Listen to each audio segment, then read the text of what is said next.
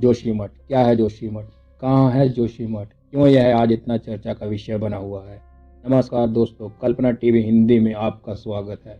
जोशीमठ को gateway of Himalaya भी कहा जाता है। यहाँ अचानक ही 9 जनवरी 2023 दिन सोमवार को जमीन धंसने लगी।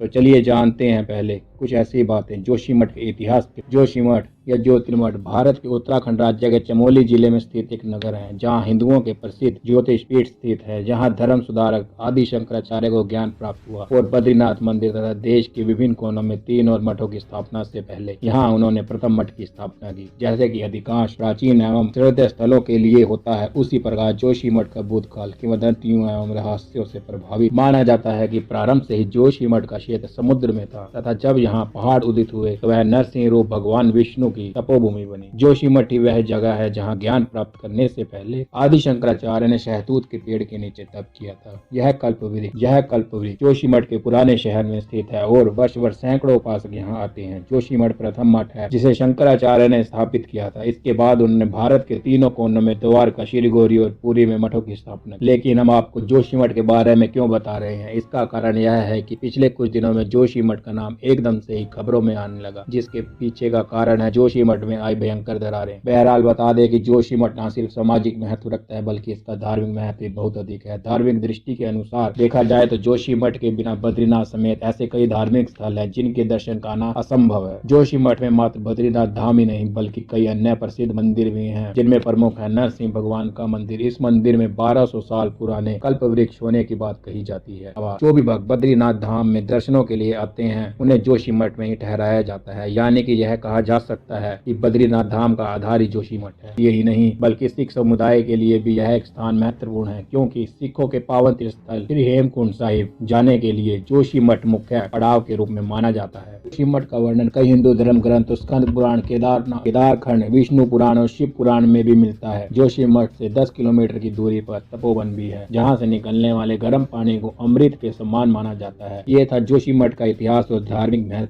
और अब जानते हैं कि जोशीमठ में आई दरारों का कारण क्या है। तो यहाँ पर पहाड़ धसक रहे हैं, सड़कें टूट रही हैं और घरों तक के दरारें पड़ चुकी हैं। तो ड्रेनेज के बीच में बसा है जोशीमठ। विशेषज्ञों ने बताया है क्यों आ रही हैं दरारें, लेकिन हमारे इलाकों में तेजी से शहरीकरण बढ़ने के साथ ही निर्माण कार्य हो रहा है। रैनी आपदा, रैनी में ऋषि गंगा नदी का धौली गंगा नदी में संगम स्थल है। संपूर्ण उत्तराखंड को झकझोर देने वाली ऋषि गंगा की आपदा में 206 जिंदगियां मलबे में दफन हो गई थी। इस जल प्रलय को याद करते ही आज भी रैनी और तपोवन घाटी के ग्रामीणों की रूह कांप जाती है। स्थिति यह है कि आज भी तपोवन और रैनी के ग्रामीण धौली और ऋषि गंगा के किनारे जाने से डरते हैं। रैनी आपदा के बाद यहाँ पहले से ही भूगर्भीय हलचल है। ऊपर से 4 धाम यात्रा मार्ग का कार्य तेजी से चल रहा है। वैज्ञानिकों ने कहा था कि ऑल वेदर रोड में हिलांग और मारवाड़ी बीच के 20 किलोमीटर हिस्से में तेजी से काम हो रहा है, लेकिन मानकों का ख्याल नहीं रखा जा रहा है। यदि 4 धाम सड़क का निर्माण विशेष उपचार के बाद ही होना चाहिए। रिपोर्ट में यह भी कहा गया था कि विष्णुघाट जल विद्युत परियोजना से भी इस इलाके को खतरा है। वैज्ञानिकों ने कहा था कि कई जगहों पर काफी सख्त पत्थर है जिन्हें गलत तरीकों से तोड़कर निर्माण कार्य किया जा रहा है। भूस्खलन की घटनाएं बढ़ गई हैं और लोगों के घरों में दरारें आने लगी हैं। मलबा गलत तरीकों से खुदाई और पत्थर हटाने की प्रक्रिया जोशीमठ के अस्तित्व पर भारी साबित हो रही है। जोशीमठ में बड़ा खतरा मंडरा रहा है। जमीन में दरार आने से 600 से ज्यादा घर तबाही के कगार पर खड़े हैं। डेंजर जोन में आने वाले इन घरों के लोगों को वहां से निकल जाने के लिए मनाया जा रहा है। इस बीच विशेषज्ञों ने चेतावनी दी है कि अगर जल्द ही जल्द इस पर कुछ नहीं किया गया तो बड़ी तबाही आ सकती है। उत्तराखंड में जोशीमठ में जमीन धंसने के बाद हजारों घर बर्बादी के कगार पर खड़े हैं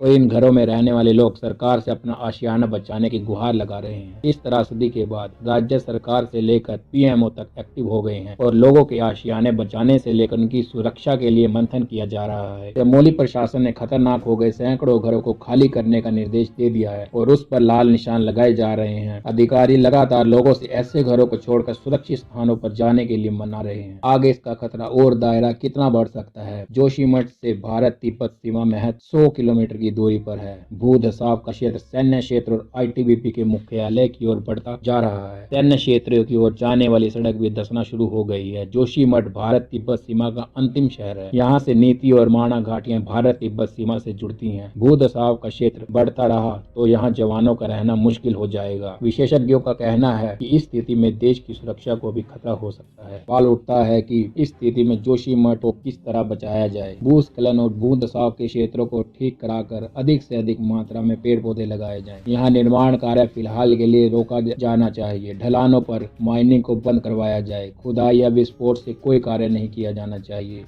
भूस्खलन वाले क्षेत्र में कोई भी पेड़ नहीं काटा जाए। विशेष रूप से मारवाड़ी और जोशीमठ के बीच के क्षेत्र में व्यापक वृक्षारोपण कार्य शुरू करना जरूरी है और ढलानों पर जो दरारें विकसित हो गई हैं उन्हें सील कर देना चाहिए। सबसे महत्वपूर्ण बात यह है कि पहाड़ी की तलहट शिलाखंडों को उचित सहारा दिया जाना चाहिए। जून 2022 में गढ़वाल विश्वविद्यालय के वैज्ञानिकों के अध्ययन में शहर के भूवैज्ञानिक की नींव अस्थिरता को लेकर चौंकाने वाले तथ्य सामने आए थे। अध्ययन में कहा गया था कि अगर शहरीकरण, चार धाम, ऑल वेदर रोड और जल विद्युत परियोजनाओं के निर्माण कार्य को विशेषज्ञता के साथ या पूरी सावधानी के साथ नहीं किया गया तो जोशीमठ आने वाले समय में धंस जाएगा और हो भी यही रहा है। जोशीमठ की जमीन धंसने का कारण यहाँ के लोगों और सरकारों का लालच है। ज्यादा से ज्यादा पर्यटकों के लाने के लिए दी जाने वाली सुविधाएं। अभी एक रिपोर्ट के अनुसार लगभग 22 से 23 लाख पर्यटक चार धाम यात्रा के लिए आए और जोशीमठ एक ऐसा पड़ाव है जहाँ से बद्रीनाथ, केदारनाथ, गंगोत्री, यमुनोत्री और मणिकरण साहिब जाया जाता है। तो अब इन पर्यटकों की सुविधाओं को ध्यान में रखते हुए यहाँ होटल बनाए गए, सड़कें बनाई गई, गाड़ी मोटर की सुविधाएं बढ़ाई गई ताकि यहाँ के लोग और सरकारों की आमदनी बढ़ाई जा सके।